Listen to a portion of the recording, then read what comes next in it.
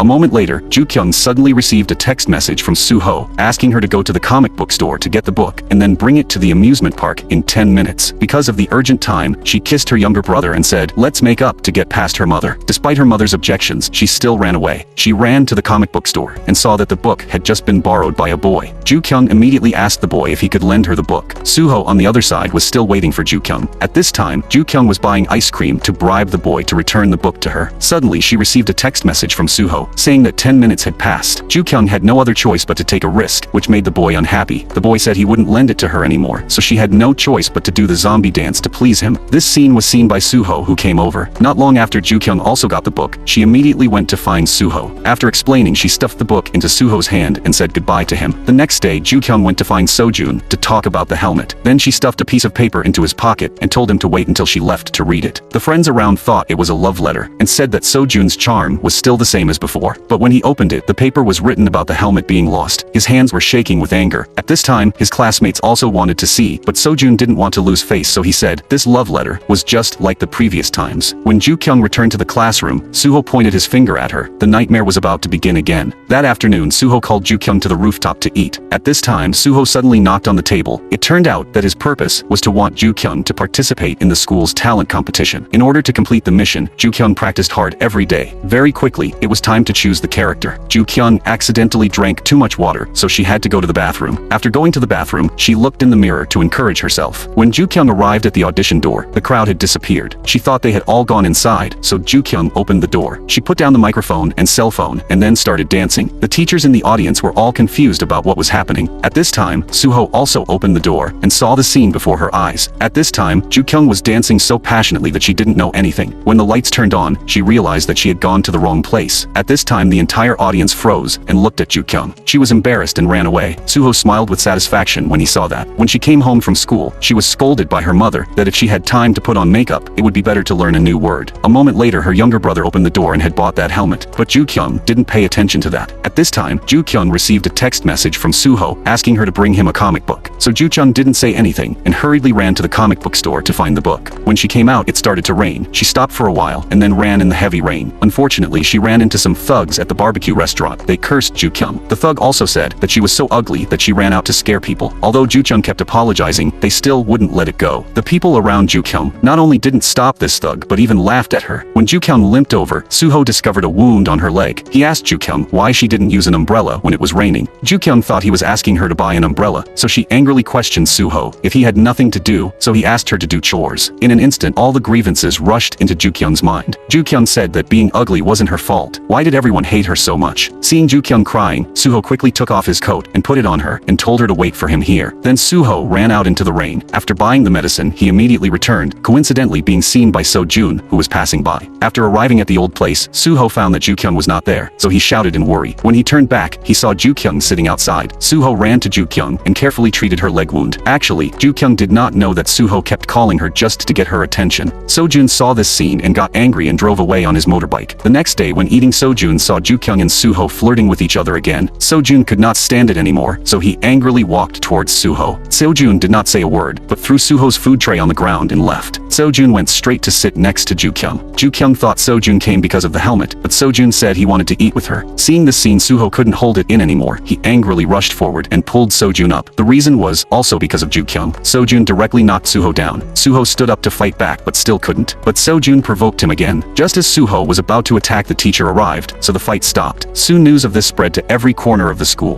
The two male gods started fighting over Ju-kyung. Classmates also asked Ju-kyung which of the two male gods she liked. Ju-kyung was extremely embarrassed. With the help of Suah, everyone dispersed. But this kind of rumor continued to spread. To prevent this, her classmates introduced Ju-kyung to the boys to go on dates. By chance, Suho passed by and heard it, and very quickly, the two decided to meet at the cinema. Suho got there first and sat in the last row, where it was the most deserted. The movie continued to play, but Suho's eyes kept looking at the two people in front of him. Suddenly, he discovered that they were doing something, and this time he really couldn't stand it anymore. So he overcame many obstacles to quickly approach them. After separating the two, the result made Suho confused. He really mistook the person. Ju-kyung heard the noise and turned around. Suho rushed straight into the arms of the long-haired guy. Thanks to that, he escaped Ju-kyung's gaze. After the movie ended, the man made an appointment to go on a date again next time. Ju-kyung readily agreed, and before leaving, the man stroked her hair. When Ju-kyung turned around, Suho went straight into the billboard because he didn't want to be discovered. When Ju-kyung returned home, she received a text message from the man. He said that he was very sorry to Ju-kyung because he had a girlfriend but still dated her, so he specially sent a text message to apologize to her. Ju-kyung was very disappointed about this. The love had just begun and it had ended. It turned out that after Ju-kyung left, the man met another woman and was seen by Suho, so Suho followed the man into the bathroom. After Suho threatened him, the man sent a text message saying that he didn't want to see Ju-kyung anymore. The next day, when Sojun went to school, he drove past Ju-kyung on his motorbike. Ju-kyung was so scared that lipstick got on her nose, which made her very angry. Sojun stopped the car and asked if she and Suho were dating. Ju-kyung shook her head and said no.